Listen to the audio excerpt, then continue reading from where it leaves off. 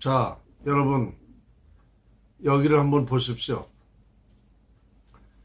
이명박 전 시장과 풍수연구가 박민찬입니다.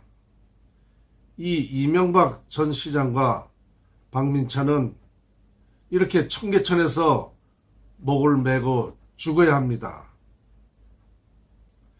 이 사실을 제가 왜 이명박 시장과 풍수지리연구가 박민찬이 청계천에서 목을 매 죽어야 하는가를 말씀을 드리겠습니다.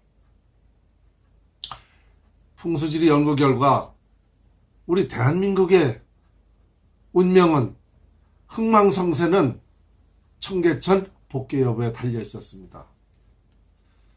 그래서 이 청계천이 지금과 같이 개복되어 있을 때는 나라가 망하는 것이고, 청계천이 복개되어 있을 때는 나라가 흥하게 되는 것입니다. 역사적으로 봐도 1960년대까지 이 청계천은 개복되어 있었습니다. 따라서 풍수지리학적으로 보면 배를 가르는 형태가 되기 때문에 나라가 망하게 되어 있다는 것입니다. 그래서 60년도까지 우리 대한민국은 국민소득 67달러, 세계에서 가장 어려운 나라였습니다. 그렇게 불행하게 살았던 우리 민족이 1958년부터 61년까지 3년간 청계천을 복개하고 나서 우리나라는 경제성장 등 나라가 국군이 융성하기 시작하여 나라에 엄청난 발전을 했던 것입니다. 1960년대부터 우리는 청계천을 복개하고 국민소득 40년 만에 2만 달러가 됐던 것입니다. 그래서 우리가 이제 살만할 때쯤 돼가지고 경제 세계 11위국까지 우리가 올라갔습니다. 그랬는데 2003년도에 청계천을 이명박 전 시장이 다시 개복을 했습니다. 이 청계천을 개복한 이후로 지금 14년 됐는데요. 지금 우리나라는 상상할 수 없는 그런 불행한 일이 벌어지고 있습니다.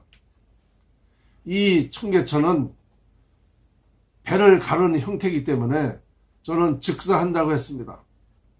즉사하는 방법이 뭐가 있겠는가?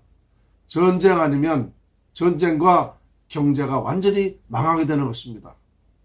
지금 현재 우리나라는 제가 예언하고 있는 대로 전쟁이 곧 발발될 것이고 경제가 완전히 지금 망하고 있습니다.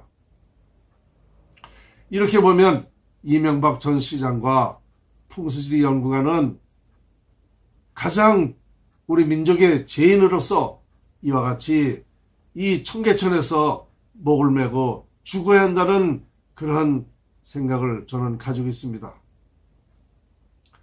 지금 우리나라가 고통받고 불행해지겠고 모든 일이 잘 안 되고 있는 영향이 다 나라의 국운이 상실되었기 때문입니다.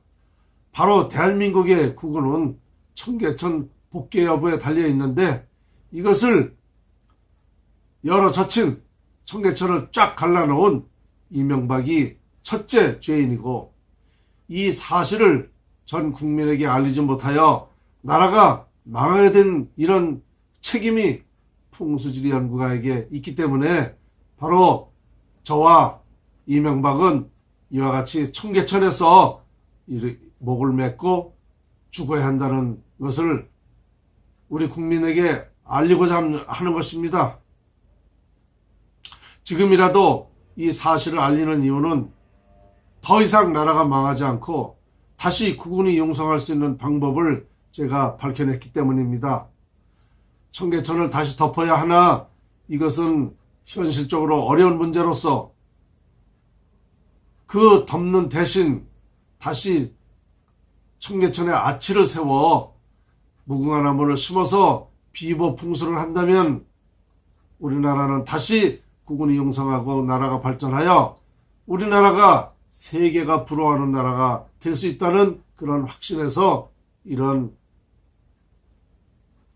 이러한 사실을 우리 국민에게 알리고자 이렇게 하고 있습니다. 우리나라는 다시 한번 말씀드리지만 다른 방법이 없습니다. 풍수지리라는 것은 흥망성쇠를 결정하는 학문이기 때문에 우리나라의 국운이, 우리나라의 운명이 청계천 복귀 여부에 달려있으므로 이것이 아니면 우리나라는 더 이상 발전할 수가 없다는 사실을 분명히 다시 한번 말씀드리고자 이러한 제 입장으로서 풍수지리 연구가로서 이런 사실을 국민에게 알리고자 하는 것입니다. 국민 여러분, 제 연구에 기울이셔야 됩니다. 지금 아무리 누가 뭐라 그래도 나라는 살릴 수가 없습니다. 이 사실 외에는 절대 나라는 살릴 수 없다는 사실을 명심하시고 제 연구를 꼭 확인하여 주십시오.